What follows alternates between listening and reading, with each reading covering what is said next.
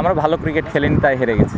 প্রত্যেকটা ব্যাটসম্যান তাদের স্কিল নিয়ে কাজ করছে। আমরা দেখলাম যে তানজিদ তামিম অভিষেকটা দারুণ হলো জিম্বাবুয়ের বিপক্ষে, 50 দিয়ে শুরু করে লাস্ট ম্যাচ ভালো করেছে।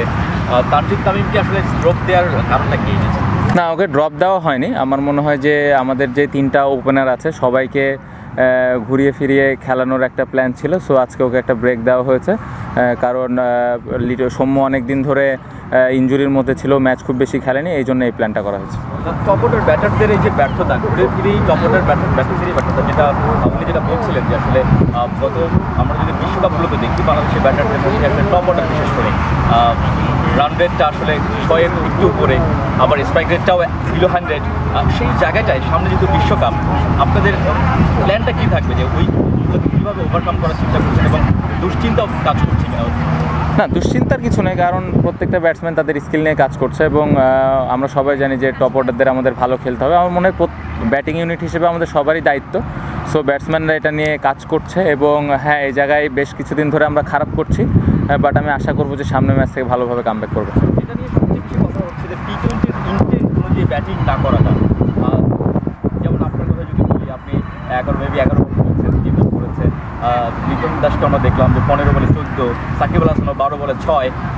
অ্যাটলিস্ট 11টা বল খেলেছেন, যদি 15 বা 20টা রান করতেন সেটাও তো ভালো হতো। এটা নিয়েও আসলে আলোচনা হচ্ছে। না, 11 না, অবশ্যই ইন্টেন্ট নিয়ে ব্যাটিং করার চেষ্টা করে প্রত্যেকটা ব্যাটসম্যানই।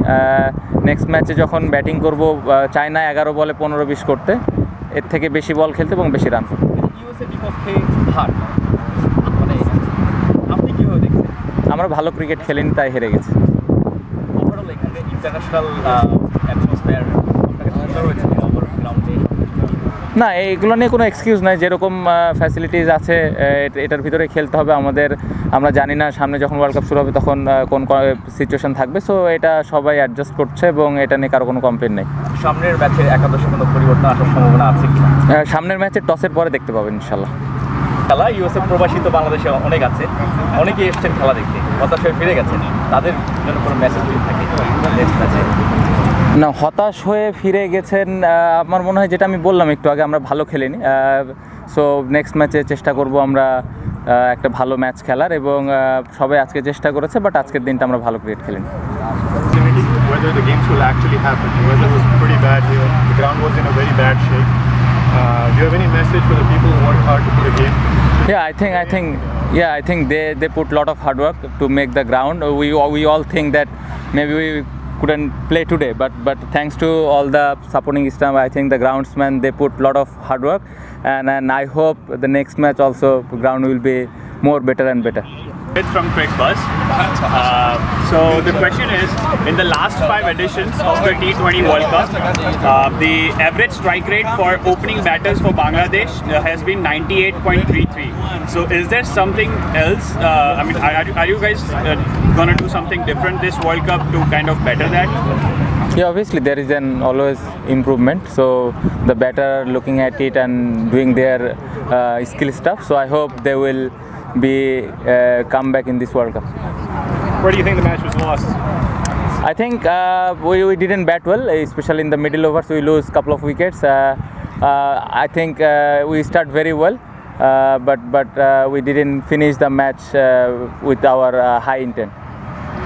Just in finishing the match, Mustafiz here, everybody knows what a high-class bowler he is, but giving up 17 in his final over, and he also gave up, I think, at least 10 runs in his previous over as well.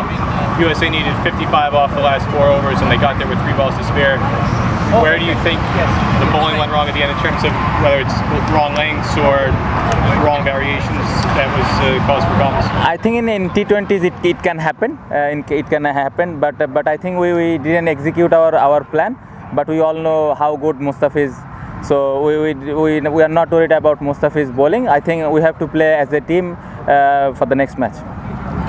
And just adjusting to the conditions here. It's your first time playing here in a match. You've had training sessions here, but the wind is always a huge factor here, depending on where it's throwing, which side of the ground. How much of an adjustment was it for you as a team to make in terms of having bowlers bowling from the right ends and targeting specific areas, putting the wind into context? Yeah, it's very important. I think when we came here for practice, we all know the wind will be a big impact in the match. We all see that, but we try to execute that plan, and everyone knows about that wind things. was it a miscalculation in bowling the last over against the wind? I don't think so.